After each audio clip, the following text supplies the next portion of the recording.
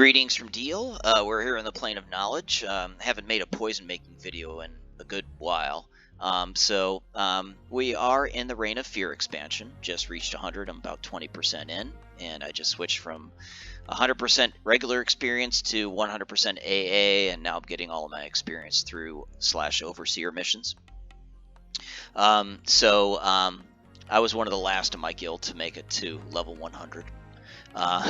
Just too much stuff going on in real life, but finally we're able to get to 100, and we're experiencing fall rewards right now, so it's given us some extra experience, so it's helping us a lot. Just wanted to cover some poison making content. When we first thing is let's show you some where some vendors are. If we go into our coffin vial and we just look up, let's just say spider's bite. That's a very common poison that we make for our melee DPS. Right now we can make up to the rank 18. All right. So rank 18s, just remember rank 18s will be a Reign of Fear era, and that's requires level 100 to make. The rank 17 is a Veil of Alaris era, and that will make you need level 95 to make those. And then rank 16 it would be House of Thule, good old House of Thule, and that requires level 90 to make. So when we the various grades will be distilled grade A for the level 100, the distilled grade B for the level 95, and the distilled grade C for the level 90. If we go to 85, that'll make that requires purified grade AA. So that's the first thing, to match the nomenclature with the rank and match the rank with the level requirement, and the level will be established by the expansion that you're in. Let's see here. Couple things. First thing is rogues. We start getting clicky pants. Okay, I have a Veil of Alaris era clicky pants. This is a level 95 tier 3 raid. You right click the pant and you make secretion of the Mamba, and this makes us a consigned bite of the Shizar 17. Okay, so the cool thing is I don't have to make it. I just kind of right click the poison. But this is a level 95 poison. I'm gonna destroy that here. Because now that I'm level 100, I can get consigned bite of the Shizar 18. Use that, and this does slightly more damage. You can also buy bite of the Shizar if you don't have level 100 clicky pants. I can show you where to buy that. So let's first show you where the vendors are. Let's get on the bunny rabbit and just to speed things up. Since we're in the plane of knowledge, there's a whole bunch of new trade skill vendors here at level 100. Reign of Fear, we'll show you those guys first. So little bank here, so you're just south of the guild hall. Little bank, and there's all these trade skill vendors. There's fishing, there's alchemy there, there's blacksmithing over there, researchers over there, fletching. So if you go to where the researchers are and just cut to the north here, here's Toxicologist Huey. Okay, right click on Toxicologist Huey. The highest level poison vial he will sell you is the Adorned, and this makes the level 90 poisons. So basically House of Thule era poisons. And so this can be matched to a level 90 ingredient, or a level 90 ingredient would be the distilled grade C ingredient. He'll also sell Chronal, which would be the level 85. So level 90. He'll sell you up to Bite of the Shizar 16. So if you want Bite of the Shizar 17, you need to go to a Veil of Alaris zone. If you want Bite of the Shizar 18, you need to go to a Reign of Fear zone if you don't have their respective clicky pants. What else? You can buy ingredients to make the extracts. You can buy that from him. So that would be formic acid, waterbane, neutral wash, and Solusec nodule. Those can be used to convert, say, oleander. So say, for example, tainted oleander can be converted into distilled grade A oleander extract. Okay, tainted mucosamol can be used to make distilled grade A mucosamol extract, and then you use the distilled grade A ingredient along with a stylized poison vial to make the rank 18 poison. For distilled grade B ingredients, again, you convert, say, not tainted oleander, but flawless oleander. Flawless oleander can be used to make distilled grade B oleander extract. And you used distilled grade B oleander extract with an ornate vial, and that's used to make the level 95 rank 17 Myrmidon Sloth. And so a big part of poison making is getting through the nomenclature. We're going to piss off some of my guildmates here. We're going to actually let's not do that. It looks like we have some Christmas decorations out. So, of course, it's November. We got to get Christmas decorations out, right? All right, so let's not upset our guildmates here. Let's go to this wall, right-click this door, and go back to the guild lobby. So I'm going to go to the old guild hall to go to Argath. Anytime you change the teleporter, it's going to upset people. So we want to keep the teleporter in the most modern era zone. Yeah, there's nothing worse on a TLP. Once you get the guild hall set up, there's nothing worse than like a new player or a player that's not, attending raid or whatever, suddenly switch the teleporter to like North Karana or Twilight Sea or something. It's like, oh man, what are you doing? So let's just go to the old guild hall, and it's one important function of the old guild hall is you can get to where you need to go without interrupting where most people are going. Okay, so we talked about the appropriate level, the appropriate expansion, and the appropriate ingredient. Let's find these poison vials. So first what we're going to do is we're going to set this to Argath. Let's find the level 95 poisons. So this is a chunk of Argathian steel. Buy it. Give it back to the crystal guy. Boom. Okay, so we're going to Argath. Get into the teleporter. And we'll go to Argath. Boom. Alright, so Argath sells the ornate vials, and Shard's Landing, the level 100, sells the stylized poison vials.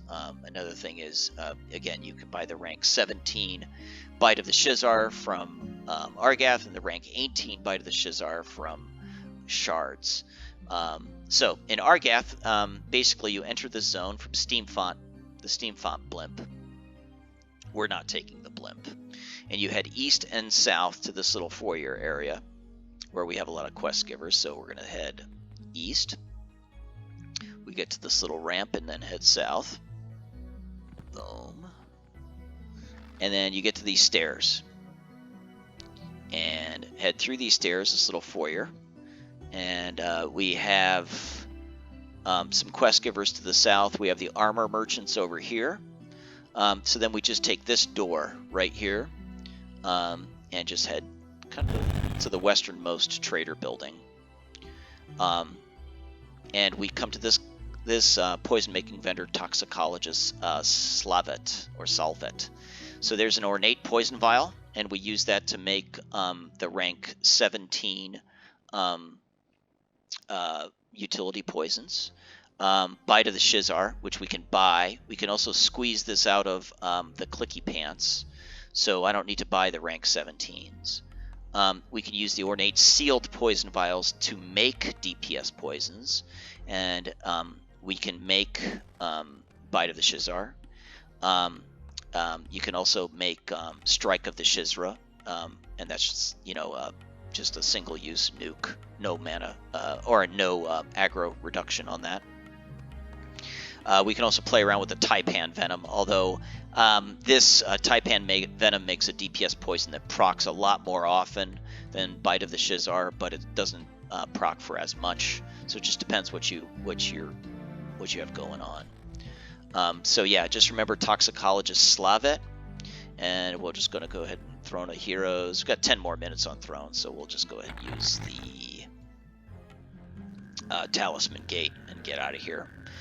A couple other ingredients. We have this animal venom.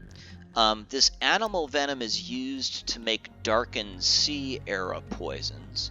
And these are used in conjunction with something called rune fragments, and those don't drop until Darkened Sea. So I'm definitely banking these for the Darkened Sea expansion, but I can't use them. I believe they can be used by shamans along with these medicinal herbs to make something called Alliance Elixir, which is a shaman potion that can be made, but I'm not sure if that can be made yet. We also have these medicinal herbs that can be used to make this, make a drink that gives you, I believe, something like 125 AC. But there's a lot of farming you have to do. I can show you the ingredients for that. A lot of farming. So I'm going to wait until I have like a good number of medicinal herb, like a good stack of medicinal herbs before I start making that blue bomb liquid. This planar goo can make these planar donuts, and planar donuts give 125 AC. Actually, I think that blue bomb formula makes a 65 AC drink, so food and drink become relevant. So, I have seen some videos of people basically saying, in the early game, food and drink doesn't mean anything, and it's a marginal benefit at best in the early game, but in the later stages of the game, it does make a difference, I think. Getting over 200 armor class just for food and drink, that's significant. So yeah, I do want to pay attention to food. So we're going to go to the neighborhood guild hall, and we're going to go to Shard's Landing. So yeah, we covered planar goo, animal venom. We can show you some of those poisons, but those can't be made yet, I don't think. Because those require relic fragments. Alrighty, so now that we're in our Palatial Guild Hall, we're going to go to Shard's Landing. Yup. Let's see here. So yeah, stylized poison vials. I did also want to mention the Rogue Slow will now overwrite the Enchanter Slow, and the Enchanter Slow is called Diminishing Helix, and so it's very important that if a rogue is grouped with an Enchanter, they need to communicate with that Enchanter. Very, very important. And so yeah, all you got to do once you zone in from here is just make a little U-turn and find this young lady. Her name is Craftkeeper Tindlefoot. Right click, and we just look. There's the stylized poison vial right there. And then if we want to look up, just look up the word poison.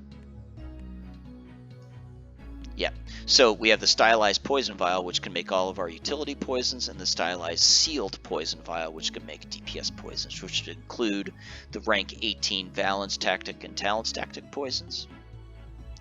And then when you look under Bite of the Shizar, they have Bite of the Shizar 18 here. This 17 was sold back to her, I imagine, because a rogue leveled to 100, sold any Bite of the Shizar that they had, and purchased the 18. Again, there's infinite supply of this, so you can buy it if you don't have the clicky pants. You just buy it directly off of her. And then she also has the ingredients to make, if you look under Distilled, there you go. Distilled Taipan, Mamba, and Corsine. These Mucosamol, Larkspur, these were sold. You see how it has a number here? These were dropped and were sold to her. So what you're looking for off of her are Distilled Grade A, Mamba, Corsine, and Taipan venoms, which can be used to make various DPS poisons, the rank 18 DPS poisons. So that's pretty much all the poisons. So just remember, Toxicologist Slavet, Toxicologist Huey in Plane of Knowledge, and Craftkeeper Iris Tindlefoot. So that's about it. We're going to, I'm going to hit to Everquest Traders Corner and just show you some new recipes that can be made, something to be mindful of. And we'll talk about Diminishing Helix and Myrmidon. Okay, we're here on Alakazam. We looked up Diminishing Helix. This is the rank 1 Diminishing Helix. By and large, it's a slow, reducing attack speed by 70%. It also reduces mitigation by 109, the mitigation component of the armor class. It also decreases strength, dexterity, and agility by 265, and decreases the dual wield chance by 15.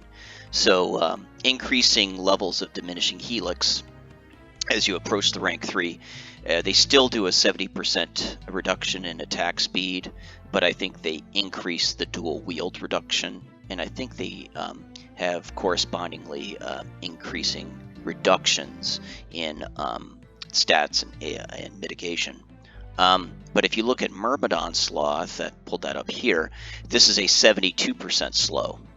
And so what's important is to note when the rogue is using Myrmidon Sloth is that it will overwrite Diminishing Helix. So when you overwrite Diminishing Helix, not only are you overwriting the slow component, but you're also overwriting the cripple component, which includes strength, AC, dexterity, dual wield reduction. You overwrite all this. Another important thing to note is that Diminishing Helix lasts 5 minutes. So once this is on the mob's debuff bar, it's on there for 5 minutes. Myrmidon Sloth is on the bar for 1 tick. This just lasts 1 measly tick. And what's important to note is that every single time that Myrmidon has a chance to proc, the mob has a chance to roll a poison saving throw.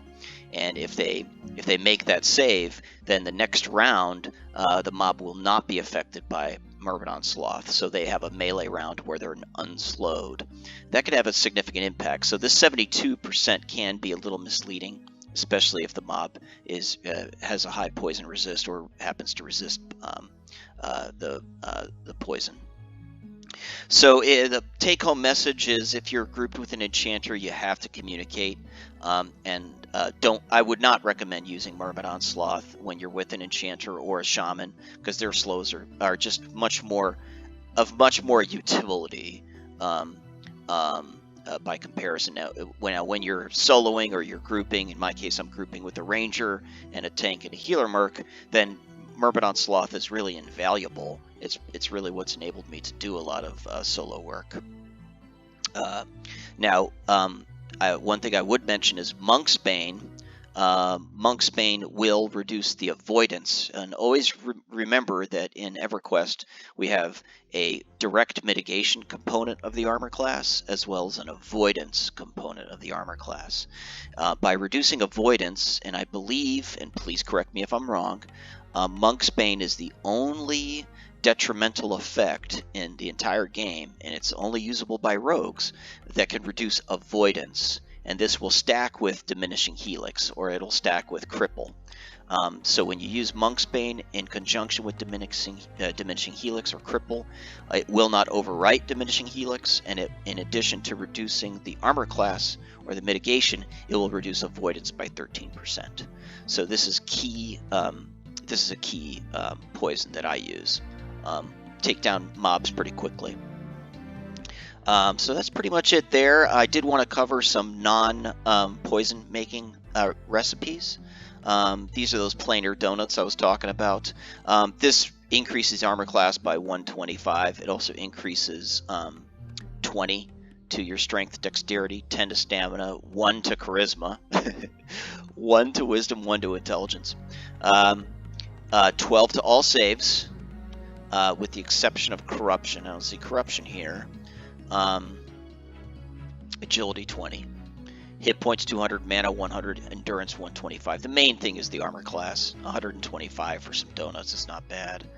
You need 2 planar goos, pastry dough, which requires egg batter and I believe flour, and a cup of sugar. So vendor purchasable ingredients, and then these 2 planar goos. Not bad for 125 armor class.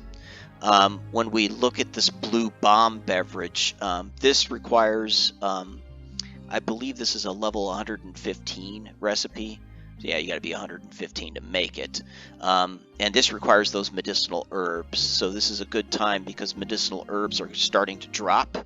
You want to start saving these. This raises your armor class. This is a drink item, so this is a brewed item. Raises armor class by 65, hit points, mana, endurance by 1280. It does give you a corruption reduction, or a corruption resist, +3.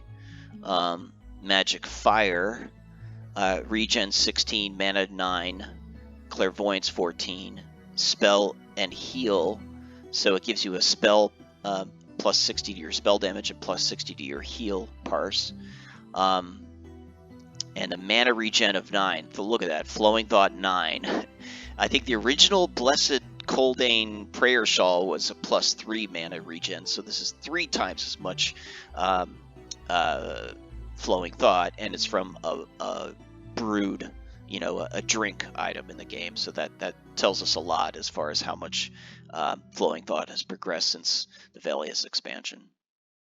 But can't make this during Reign of Fear. Yeah, I think you can only make this during Darkened Sea. So the take-home message here is just save these medicinal herbs and start looking for these other ingredients and start saving them for the Darkened Sea expansion. Get yourself a couple stacks of this stuff.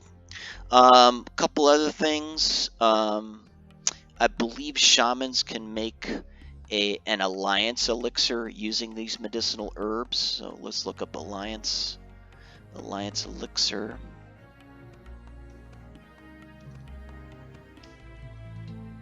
Alliance elixir, there you go. And this is an alchemy recipe. And basically it's just all store purchasable ingredients as well as 1 medicinal herb. And this is a heal, mana, endurance increase. And I believe this helps with regen for all 3 of those. And I believe this lasts, in our current expansion, I believe it lasts 4 minutes. I think, no, it's 6 minutes here. 6 minutes. At least that's what the info on Alakazam reads. So I think this helps with hit point, mana, endurance regen. So pretty nice. I think this would be useful when soloing. The last thing I wanted to look at, so that's basically poison, food, and drink. I did want to mention archery and the new arrows that can be purchased, or that can be made rather. We have Fearbone based arrows that when you're looking up class 9, there's Fearbone based, and then there's Shard Point based. Basically the Fearbone requires this animal Fearbone that drops off Reign of Fear era animals.